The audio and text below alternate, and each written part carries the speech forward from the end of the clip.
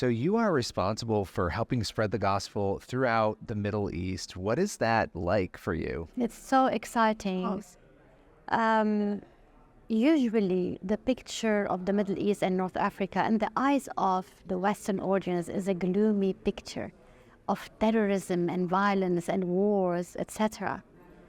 But I'm from the Middle East and I have witnessed stories of changed lives because they were exposed or watching Christian media. So it's exciting to see the opportunities there.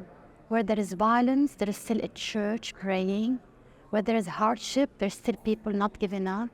When there is, oppression, there's the largest growing church in the whole world, talking about Iran.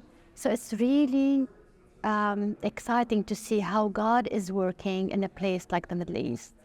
And you've been doing this job now for a long time as a broadcaster and running Sat7. Now, for those who don't know, can you talk a little bit about the work of Sat7? Sat7 is a bouquet of 4 channels, 2 in Arabic, broadcasting for the all 22 Arab countries in the Middle East and North Africa. One of them is for the family, and one is 24/7 for children. And the 3rd channel is in Turkish, broadcasting into Turkey. And the 4th channel is Farsi, broadcasting into Iran and Afghanistan with the language of Farsi, Dari, and Tajik. And in 2021, we have launched our first video-on-demand, Christian video-on-demand service in 3 languages, Arabic, Turkish, and Farsi, and starting heavily working, producing a specific program for social media. Wow.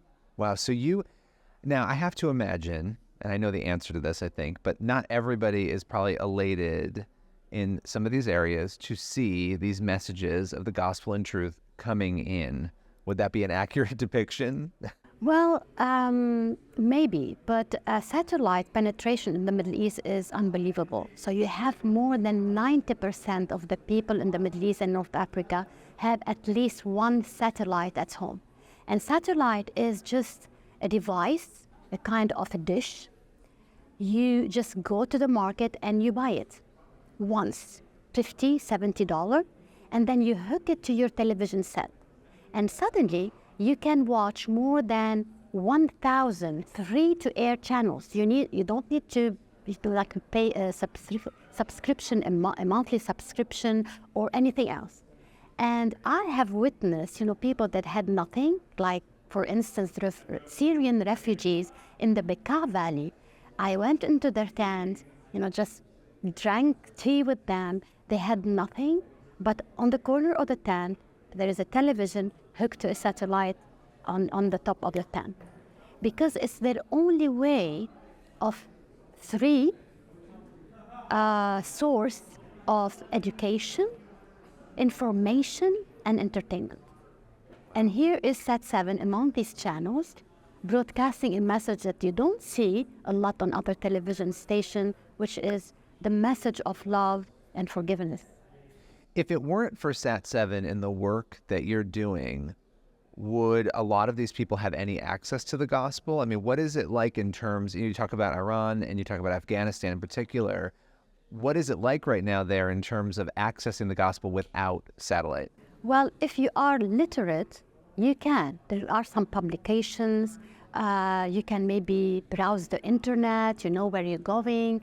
Well, some sites are blocked in countries like Iran, Saudi Arabia, even Turkey. But if you're literate, yes. But if you're not, and more than 60% of the people in the Middle East and North Africa, they cannot even read the front page of the newspaper. They're illiterate. So they don't know how to read or write or anything. So how can they be exposed to the gospel? So this is the beautiful opportunity of a TV set. You don't need to be literate. You just put your TV on and you watch. How have you, and I know this is such a loaded question because I would imagine you hear stories every day of the impact of Sat7, but how is Sat7 changing hearts, minds, and lives in the Middle East? Well, when you broadcast programs that give the hope for people, especially by the people of the Middle East.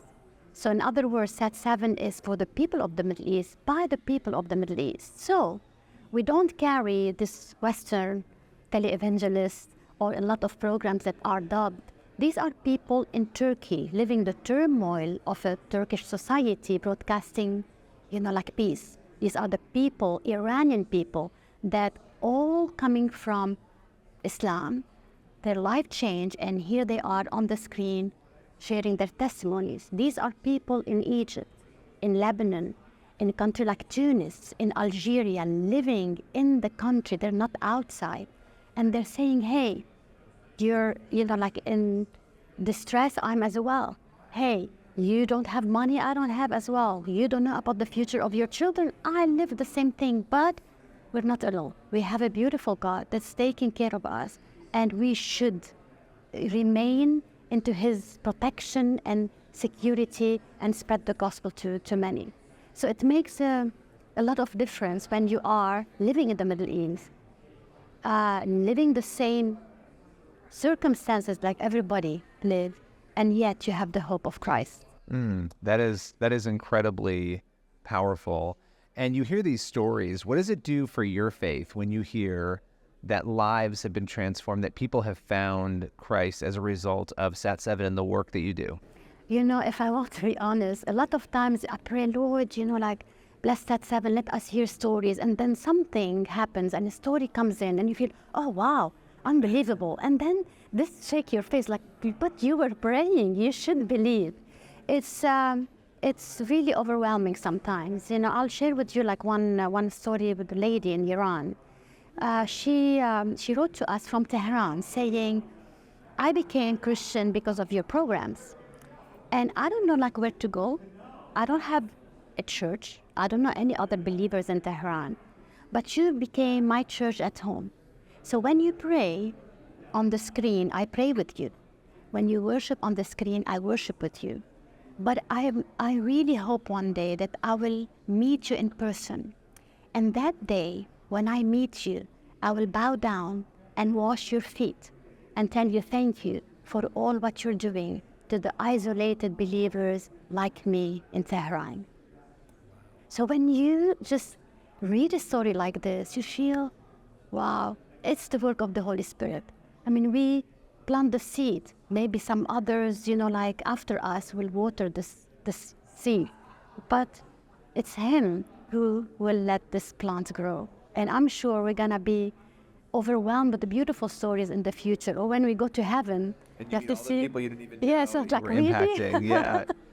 And I know your story, your personal story of coming to faith and technology even. It's really interesting. I'd love for you to tell that story because I look at what you're doing now, as CEO of Sat7, running this, and yet your child had the connection. So I won't spoil it. I want you to tell that story.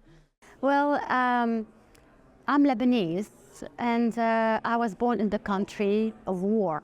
It was in the 70s, and it was not easy, especially that my mom was very sick, and she lacked, or this country lacked the medical care, so she passed away during the war. I was very young, I was 7, and my sister was 5.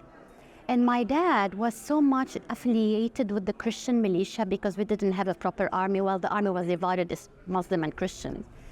So my dad was with the Christian militia. So we were afraid, my sister and I, to lose our dad as well, especially when we see him in the morning, like leaving.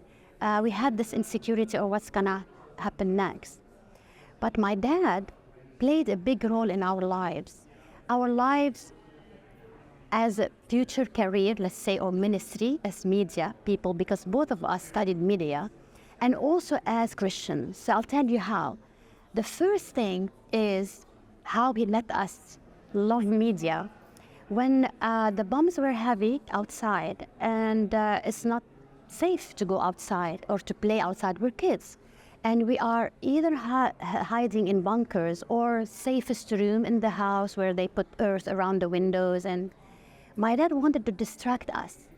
So he will bring a TV set, and it's black and white, and he will hook it to the car battery. I don't know how he did it, because we didn't have electricity. And he will let us watch television. I don't know what we were watching, just maybe Egyptian soap operas or cartoons. And each time the bombs are louder outside, he will come sneak in and put the volume louder, volume up. So we will be distracted and forget about the outside world and immerse ourselves with this virtual or fake world that is not real, but at least it will be a refuge for us. And this made us, when we became Christians, we were like at the age of 13, my sister, my 15, committed Christian. I think we're determined to do something with media. So we were gathering the children, the neighborhoods, playing, theater, etc. And we both studied media. But we said we need to produce programs with a purpose. This purpose of telling the children who also lived like us insecurities that you're not alone, and telling them about the love of Jesus, telling them about the security that Jesus has, telling them even though that sometimes you go into difficulties, hang on there. And this is what happened. My sister also works, in Sat 7, but Lebanon, The second part is my dad as well, with our Christian, walk, our journey. When the bombs were like really just closer to where we lived, and you can hear the glass shattering around us and people shouting and screaming, he will come and he will cover he will cover us with his body. So if something happens to us, he will, pass away, not us. And this picture of a dad protecting us was our picture of God the Father, that whatever happens, he is there.